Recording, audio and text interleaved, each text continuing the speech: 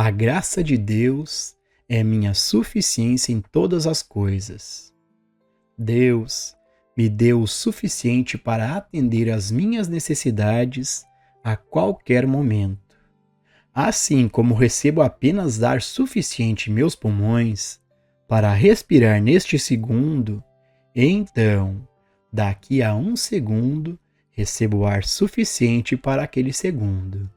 Assim, cada segundo de minha vida, recebo do Pai a graça suficiente para aquele momento e para a realização de cada requisito de cada momento.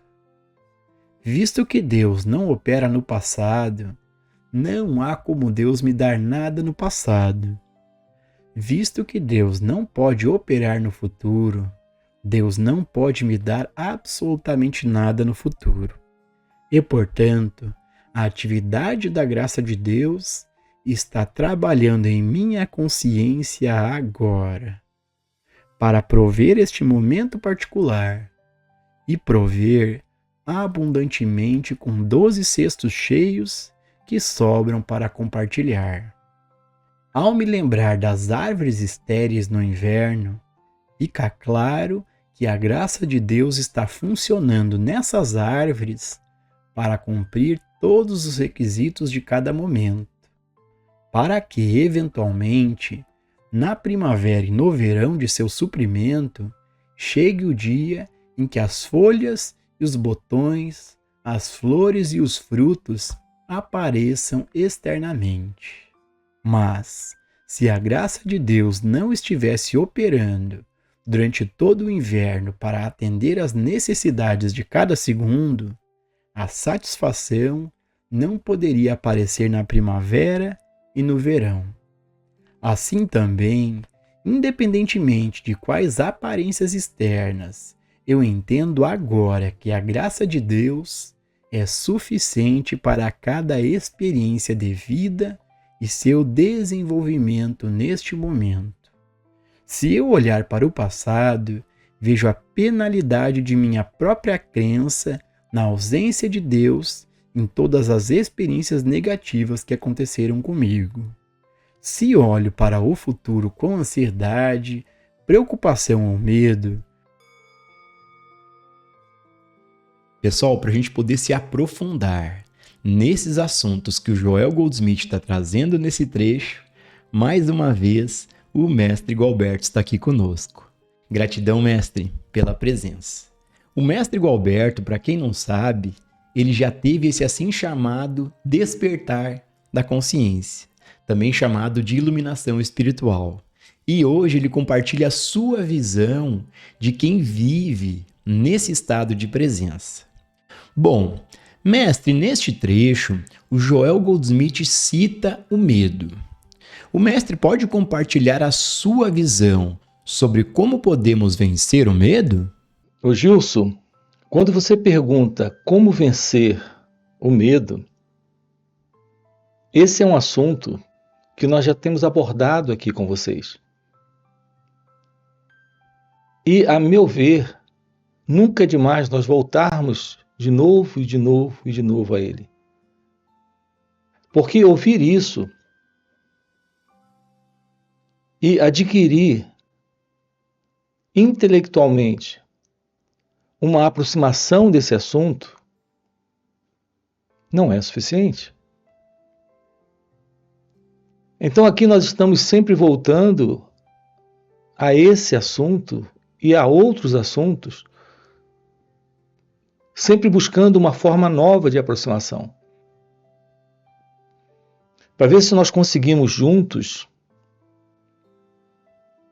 ter uma visão direta do que se trata. Essa visão direta é aquilo que possibilita uma compreensão real do assunto, e não intelectual, e não de palavras. É disso que nós precisamos. Quando você pergunta como vencer o medo, nós temos duas coisas aqui que nós precisamos compreender. A primeira delas é Quem é esse elemento no medo? Esse elemento no medo sou eu. O que é esse eu? Olhe para você. Quem é você? Qual é a verdade sobre você? Estudar a si mesmo é saber como você funciona. Quando você pergunta como vencer o medo, é fundamental a compreensão de como você funciona. Então, aqui o primeiro ponto é compreender a si mesmo. Ter uma visão direta de quem é você. Por exemplo, quem é você sem o pensamento do nome que lhe foi dado? Sem a história que você tem sobre si mesmo? Quem é você sem o passado? Nós não temos uma resposta para isso. Toda resposta que temos se assenta em nosso nome, em nossa história, em nosso passado. Assim, quem é esse elemento presente aqui, falando em vencer o medo?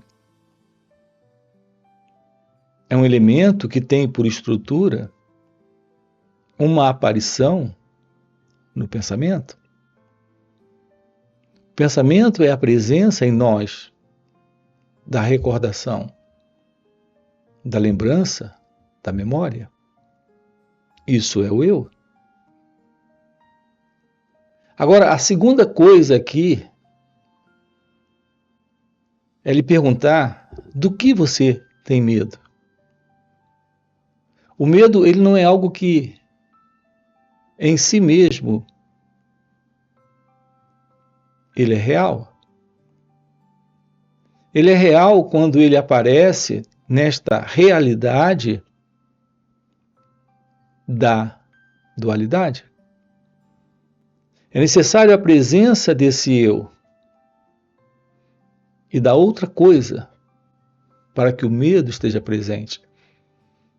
Repare que uma pergunta do tipo como vencer o medo requer uma investigação da natureza, da estrutura do medo e desta verdade sobre o eu.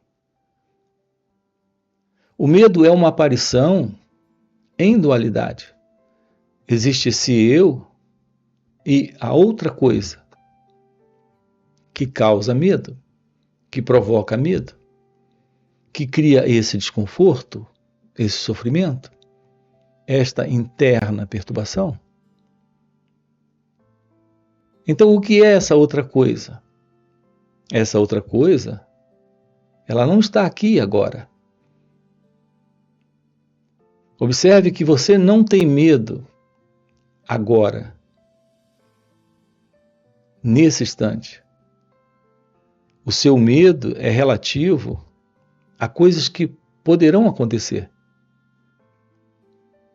coisas que surgirão. Nesse momento, está presente esta coisa ou está presente o pensamento sobre aquilo? Repare como é importante a pergunta. O medo da velhice, da doença, o medo de um acidente, ou qualquer outra forma de medo, não é uma realidade presente nesse instante. Nesse instante é uma ideia, é um pensamento sobre o futuro, sobre esta dada coisa que poderá surgir. Se você fez algo errado, você teme que isso seja descoberto. Se você tem uma preocupação, o que você tem nesse momento é um pensamento sobre aquilo. Mas é sempre relativo ao futuro. É o que irá acontecer no futuro.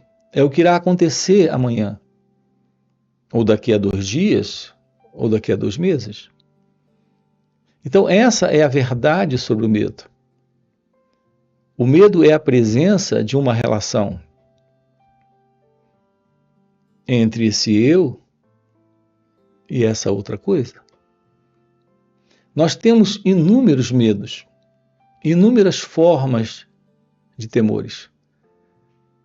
E todos eles, sem exceção,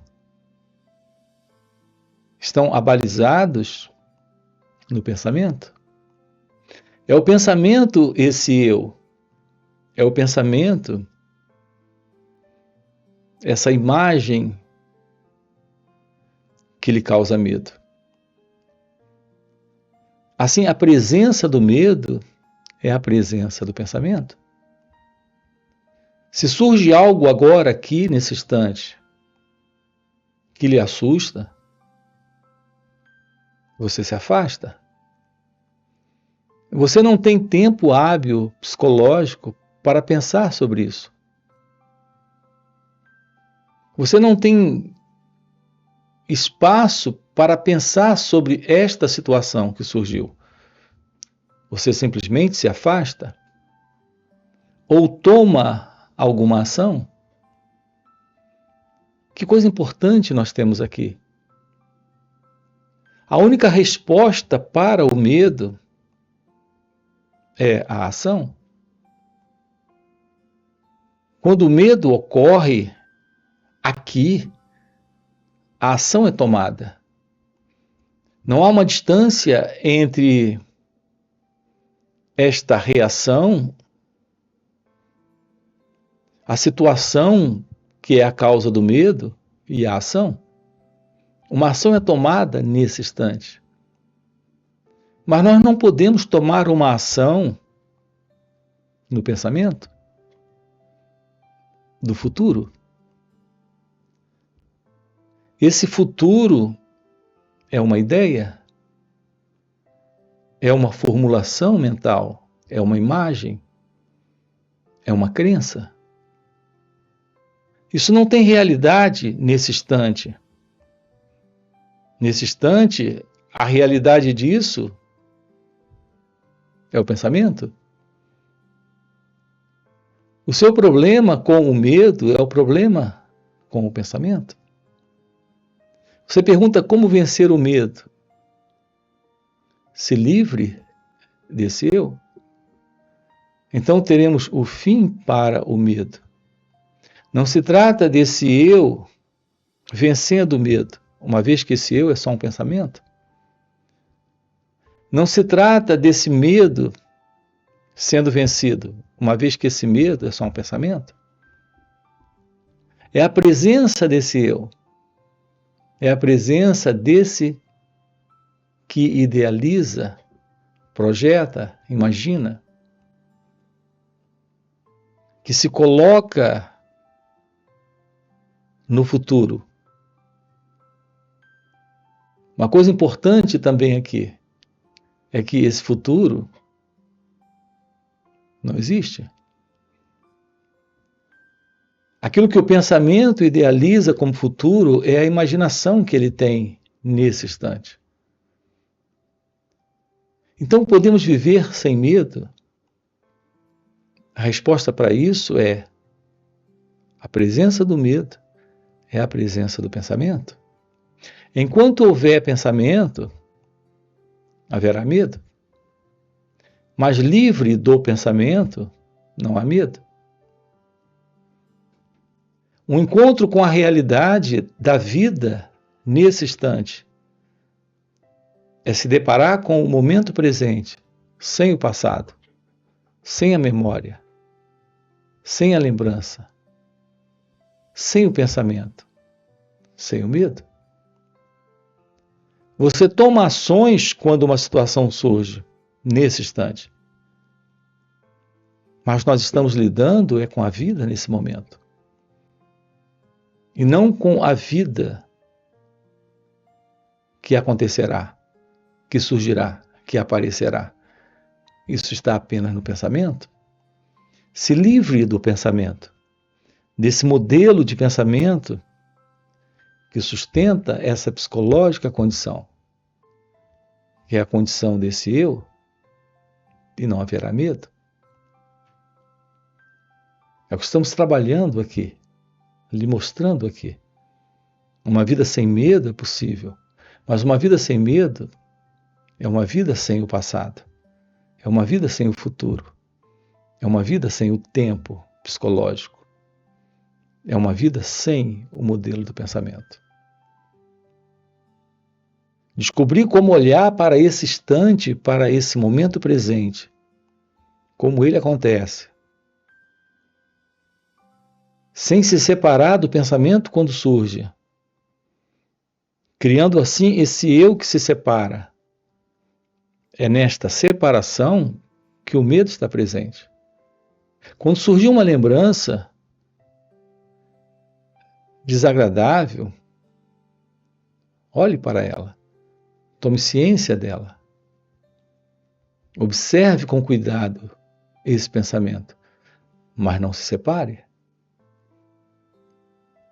Quando você se separa porque o pensamento cria essa separação, nesta separação nós temos a presença da dualidade, nós temos a presença do medo. Assim é fundamental na vida uma compreensão direta de como ela acontece, sem alguém que é o eu, que é essa qualidade de pensamento, que é o pensador, para se separar desse instante, para se separar da vida, nesse momento. Se olho para o futuro com ansiedade, preocupação ou medo, desonro a Deus e mostro minha ignorância de como Deus opera, porque agora aprendi que Deus só pode operar no agora, e tudo que Deus está expressando pode ser expresso apenas no agora. Se eu olhar para o sol, percebo que o sol só pode brilhar a cada segundo de cada vez, e cada segundo está cumprindo sua função de sol. Mesmo quando olho para o relógio, ele está marcando apenas este segundo. Mesmo um relógio não pode funcionar no futuro. Uma vez que percebo agora que a graça de Deus está atuando universalmente na consciência de cada indivíduo, percebo ainda que a graça de Deus está atuando neste segundo para cumprir todos os requisitos, todas as necessidades, todas as alegrias deste momento. Eu agora começo um novo padrão de vida neste momento, o de viver cada segundo de cada vez, sabendo que, neste segundo, a graça de Deus está trabalhando na consciência de cada indivíduo em cada parte do globo. Neste trecho, o Joel Goldsmith fala sobre viver no agora. Mestre, você pode compartilhar a sua visão sobre como podemos viver no agora? Viver no agora é a vida sem alguém presente nesse viver. Isso é o viver no agora. Quando você usa o pronome eu, você se refere a um modelo de pensamento presente, a uma crença, a crença de uma identidade presente nesse instante, nessa experiência que nós chamamos de vida, nessa experiência que nós chamamos de viver. A vida é aquilo que está agora aqui. Não é o que aconteceu ontem ou o que acontecerá amanhã. A ideia de alguém, que é esse eu, é um pensamento sobre uma entidade presente que irá viver o futuro. Não existe tal coisa como o futuro. Assim como não existe tal coisa como o passado. Do passado você tem lembranças. Eu me refiro a esse passado cronológico, onde experiências foram vividas. Você viveu experiências ontem e o cérebro registrou essas experiências. E essas experiências estão aparecendo aqui, nesse instante, nesse momento, como uma recordação, como uma memória. É exatamente quando a memória surge, a lembrança surge, que o pensamento aparece. Mas esse pensamento não é o passado. Esta resposta do pensamento, nesse momento, para qualquer desafio acontecendo aqui nesse instante, é a ressuscitação daquilo que já foi, é o aparecimento daquilo que estava desaparecido. Ressuscitamos ou damos vida a esse pensamento, que é aquilo que já foi. Damos vida a esse pensamento, que é aquilo que não é mais. É isso que nós chamamos de passado. Estamos lidando apenas com a recordação, com a memória? Podemos viver a vida sem o passado e, portanto, sem esse peso da memória? Eu me refiro a essa memória psicológica, a essa memória que está sempre ressuscitando a ilusão de uma identidade, que é esse ego, que é esse eu, que é esse mim. Esse sentido do ego, ele vive do passado. Porque ele vive dando vida ao que não tem vida, que é a memória. Por exemplo, se você está triste com alguém, você só pode estar triste com alguém porque você tem lembranças dela, do que ela lhe fez, do que ela lhe causou, dos problemas que ela trouxe para você, que ela trouxe para a sua vida. Mas aqui a pergunta é: quem é você? O que é essa vida? Note que é o pensamento presente, a história que já foi, a memória que já não tem a menor importância. É isso que você ressuscita nesse momento, para ser alguém triste ou chateado com alguém. Então nós estamos constantemente vivendo no passado, porque estamos vivendo da memória, fazendo voltar a aparecer de novo, de novo, de novo, todas as lembranças do passado. Assim estamos dando vida a esse sentido do eu, que não é outra coisa a não ser esse pensamento. Assim, esse pensamento sobre ele ou ela é a memória, é a lembrança que esse eu, esse mim, esse ego sustenta para continuar triste, infeliz, ou com raiva dele ou dela, ou preocupado com alguma situação. Você pergunta como viver no agora. A ciência de ser é a ciência da ausência do tempo.